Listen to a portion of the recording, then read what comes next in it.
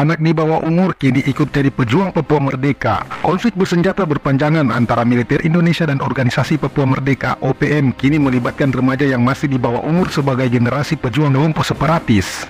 Organisasi Papua Merdeka kini diperkuat pasukan bersenjata dan kalangan anak di bawah umur. OPM mengklaim hal ini sudah menjadi bagian dari perjuangan mereka untuk merdeka dari Indonesia. Keterlibatan anak-anak dalam konflik bersenjata menunjukkan konflik Papua jauh lebih serius. Demikian pula kelompok advokasi damai pendukung kemerdekaan Papua juga mengakui adanya remaja dalam pasukan bersenjata OPM. Mereka menggambarkan anak-anak di bawah umur ini siap berjuang melawan Indonesia yang menjalankan operasi militer di tanah Papua. Hukum internasional mendefinisikan usia di bawah 18 tahun sebagai anak-anak dan mengancam anak-anak di bawah 15 tahun untuk keperluan militer dikategorikan sebagai berbagai kejahatan perang berdasarkan statuta Roma tahun 2002 tentang pengadilan pidana internasional. Sekitar 170 negara termasuk Indonesia telah memverifikasi perjanjian PBB yang mewajibkan pemerintah menghentikan jangka waktu militer bagi usia di bawah 18 tahun serta upaya mengakhiri eksploitasi anak-anak oleh kelompok bersenjata negara dan non-negara. Sebi Sambom, juru bicara WPLA yang tinggal di Papua Nugini, mengakui pasukan mereka mencakup remaja di bawah 18 tahun. Dia menggambarkan hal ini sebagai bagian dari sejarah Papua dan perjuangan kemerdekaan mereka. Pejuang OPM tidak pernah dipersenjatai dengan baik, namun telah bertahan sejak Indonesia mengambil wilayah kaya mineral ini dari Belanda pada tahun 1962. Orang Papua yang menyatakan kemerdekaannya setahun sebelumnya memandang orang Indonesia sebagai penjajah yang memperkuat kendali mereka melalui referendum kontroversial pada akhir 1960-an.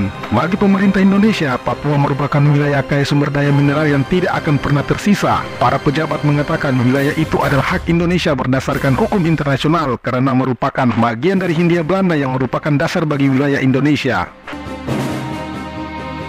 Menurut aktivis HAM yang berbasis di Indonesia, Veronica Koman, keberadaan tentara di bawah umur merupakan pertanda bahwa konflik Papua jauh lebih serius daripada yang diakui di dunia. Papua memerlukan intervensi internasional karena tentara anak-anak sendiri adalah korban.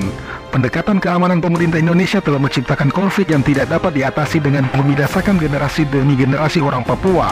Sebuah foto yang diambil pada Mei lalu oleh anggota WPLA di daerah Nduga di dataran tinggi Papua menunjukkan 4 pria usia anak hingga remaja bersama 4 pria lebih tua memegang senjata.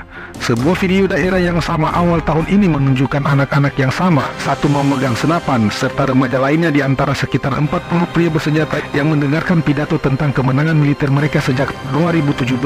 Dalam video tersebut, Egyanus Kogoya berusia 19 tahun pada bulan Mei digambarkan oleh WPLA sebagai brigadir jenderal dan komandan di Duga. Dia mengambil alih posisi ini dari Elmin Kogoya yang meninggal beberapa tahun lalu. Tidak jelas berapa banyak remaja yang terlibat langsung dalam konflik bersenjata serta apa peran mereka, namun diperkirakan setidaknya mencakup puluhan orang. Ribuan warga sipil saat itu terlantar akibat tindakan keras aparat keamanan Republik Indonesia sebagai tanggapan atas serangan pada bulan Desember yang menurunkan 19 pekerja konstruksi di sana. Kelompok itu adalah 3/4 remaja putra sekitar 15-16 tahun. Kelompok ini tidak banyak bicara, mereka mengaku bukan penjahat, bukan teroris, hanya pejuang untuk rakyatnya, kata Victor, seraya menambahkan sebagian besar kelompok ini berusia sekitar 15 atau 16 tahun. Para remaja ini tidak memiliki harapan di tanah mereka sendiri. Tidak ada pekerjaan bagi mereka setelah tamat sekolah. Banyak tentara di desanya mungkin satu-satunya harapan hidup mereka adalah mengangkat senjata. Sejumlah pihak yang menyebut anak di bawah umur biasanya direkrut secara paksa, tetapi juga ada yang bergabung dengan kelompok bersenjata karena tekanan budaya untuk perlindungan atau demi uang akibat kemiskinan yang mungkin terjadi. Disebutkan anak-anak dalam konflik baik sebagai komandan atau dalam peran lainnya berisiko dilecehkan, dibunuh atau cacat. Mereka yang selamat pun bisa menderita masalah psikologi dan sosial yang mendalam. Laporan tahunan Sekjen PBB tentang negara-negara dan kelompok bersenjata yang menggunakan tentara di bawah umur tidak menyebutkan OPM. Perhatian dunia internasional ke Papua saat ini berada pada tingkat yang sangat rendah. Pemerintahan Joko Widodo melakukan tindakan terhadap jurnalis dan organisasi asing yang beroperasi di kawasan ini sehingga membuatnya semakin tersembunyi dari perhatian dunia.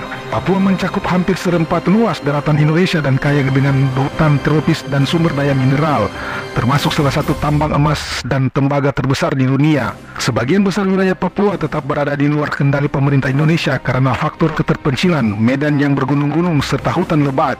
Masuknya pendatang dari wilayah lain Indonesia membuat penduduk asli Papua menjadi terpinggirkan secara ekonomi dan politik di beberapa daerah dataran rendah. Tapi daerah dataran tinggi yang luasnya seukuran Inggris masih dihuni terutama oleh orang Papua asli. Upaya pemerintahan Jokowi menerabas benteng hutan itu melalui pembangunan jalan raya Trans Papua telah menjadi titik api baru bagi konflik bersenjata. Jalan raya tersebut berpotensi menjadi ancaman eksistensial bagi penduduk asli Papua yang telah menyebabkan tingginya kematian bayi, kelaparan, penyebaran HIV/AIDS, dan sejumlah kematian yang tidak diketahui dari operasi militer Indonesia sejak tahun 1960-an. Aktivis Papua khawatir jalan raya yang sering dibanggakan pemerintah Indonesia ini bukannya akan menghasilkan pembangunan ekonomi, melainkan menjadi perampasan total tanah mereka. Sedi Sambung yang menyebut tentara di bawah umur sebagai anak-anak dan pemuda mengatakan mereka itu tumbuh di hutan, memiliki pengalaman pahit karena operasi militer brutal dan otomatis menjadi pejuang. Situasi ini terjadi di seluruh dataran tinggi tengah Papua yang merupakan daerah konflik perang. Katanya melalui email, mereka tumbuh menjadi pejuang kemerdekaan Papua, melanjutkan perjuangan orang tua mereka. Dalam wawancara telepon, ia tidak beberapa jumlah remaja atau kombatan anak-anak serta apa peran mereka dalam pasukan. Ia hanya mengatakan anak-anak itu tidak bersekolah, sebagian karena mereka takut diculik atau dibunuh oleh militer Indonesia. Juru bicara militer Indonesia di Papua, Muhammad Aidi, mengatakan pejuang Papua yang diburu oleh pasukan Indonesia sebagian besar berusia 20-40 tahun. Dia mengaku belum melihat bukti langsung adanya kombatan anak-anak, tetapi di beberapa daerah terpencil anak-anak memang ingin bergabung dengan WPLA. Jika kita bertanya kepada anak-anak di 5 Pendoma tentang cita-cita mereka, jawaban mereka adalah menjadi pejuang OPM, Organisasi Papua Merdeka, karena mereka tidak tahu di dunia luar. Muhammad Aidi mengatakan siapapun di bawah 18 tahun yang menyerang pasukan keamanan Indonesia dengan senjata tidak akan mengancam. Ancaman sama dengan orang dewasa yang bisa membunuh kita dengan senjata mereka.